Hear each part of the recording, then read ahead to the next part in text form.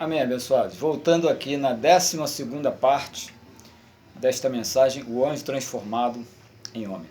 Na 11ª parte eu terminei explicando que quando Cristo foi e pregou os espíritos em prisões, lá estavas tu e lá estavas eu, todos os filhos de Deus.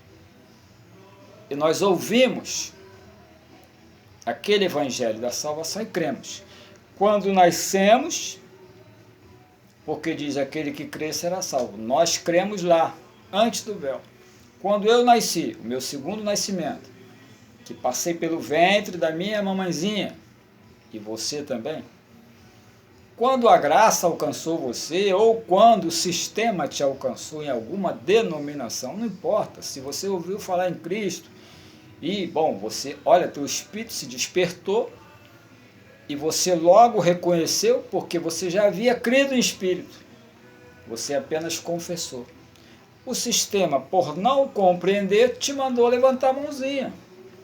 Eu não levantei a mão porque eu já fui criado, olha, nasci no berço da Assembleia de Deus, aprendi lá que tem que levantar a mãozinha. Olha, eu me lembro que aqui tinha uma vizinha chamada Dona Elza. Olha, minha falecida mãe, que Deus a tenha, como dizem os católicos.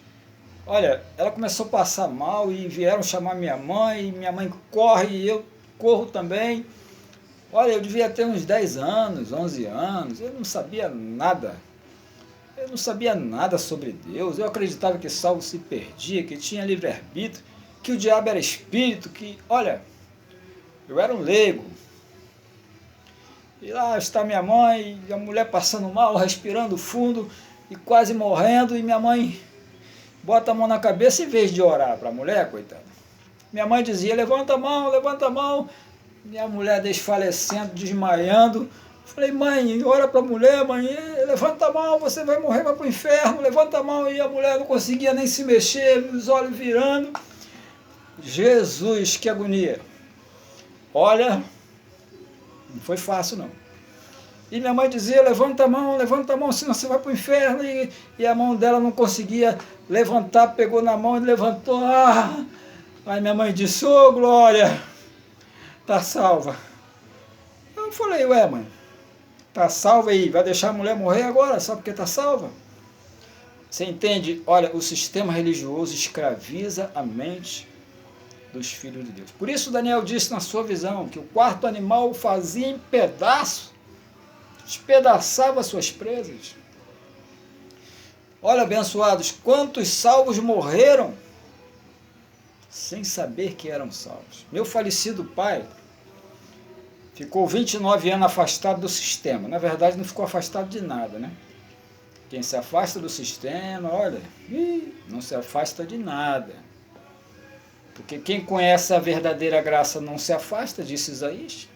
Jeremias também diz, porém o meu temor no seu coração, para que nunca se aparte de mim.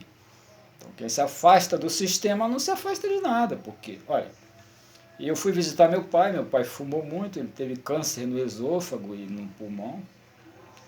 E eu me lembro que meu pai me olhava, porque ele me mandou embora de casa com 23 anos.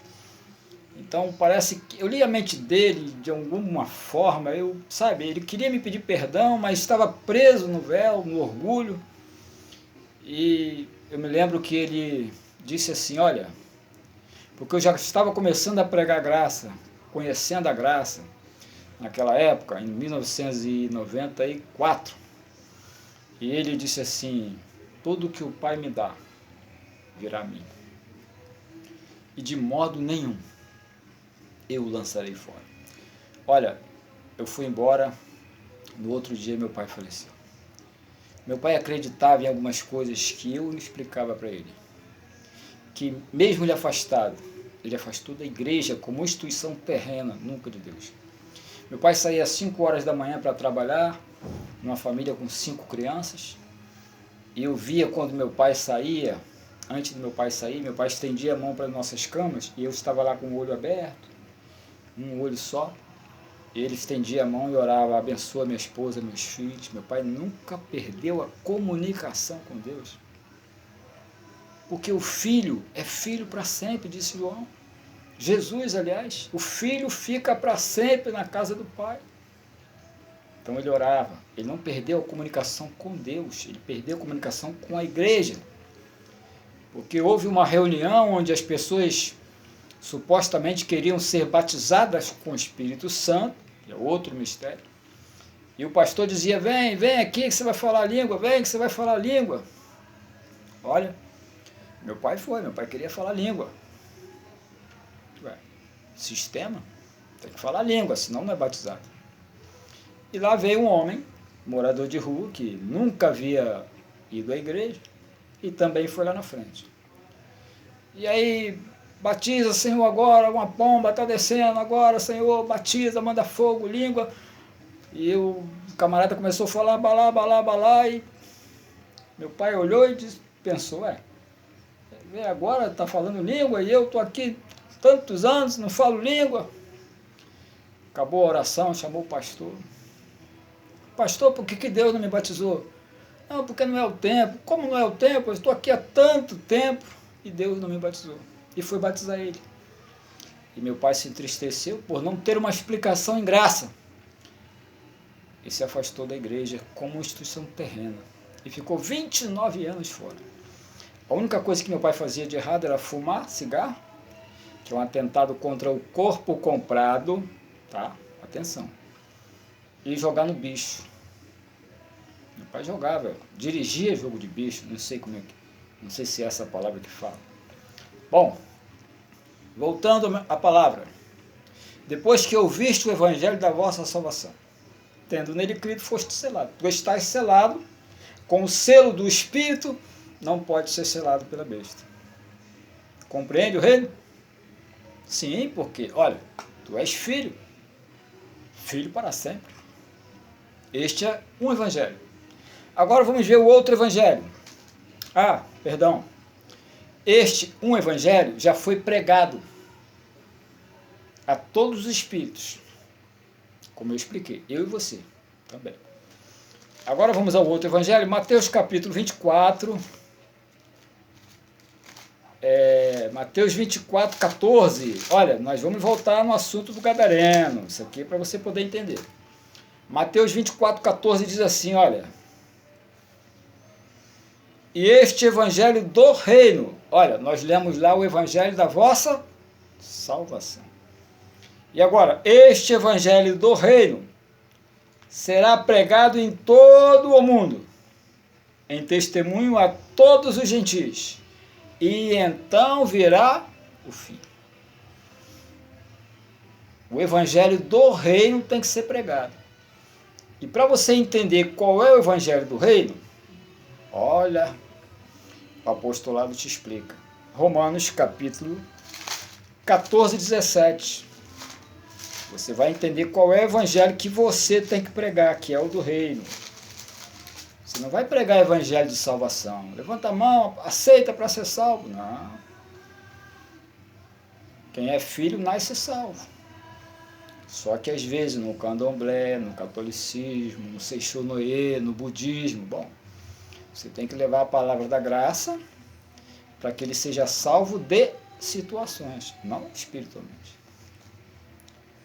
Romanos 14, 17. Porque o reino de Deus, diga, o reino de Deus, não é comida, diga, não é comida, nem bebida, mas justiça, paz e alegria no Espírito Santo. Então, o evangelho do reino será pregado. Qual? Paz, justiça e alegria. É isso que você vê pregar nas igrejas? Não, abençoado, claro que não. Olha, porque interessa para eles pregar diabo, Satanás, lago de fogo, inferno, pombagira, chucaveira, chumirim, nomenclaturas carnais, para que mantenham presas, retidas no sistema, a mente dos inocentes filhos de Deus. E com isso conseguem grande quantidade financeira, constrói templos que nunca se acabam de construir. Olha, Paulo disse, Deus não habita em templos construídos por mãos de homens. Recebe essa palavra? Então, o evangelho do reino não foi pregado ainda. Este que nós cremos e pregamos, este é o evangelho do reino. Porque te dá paz.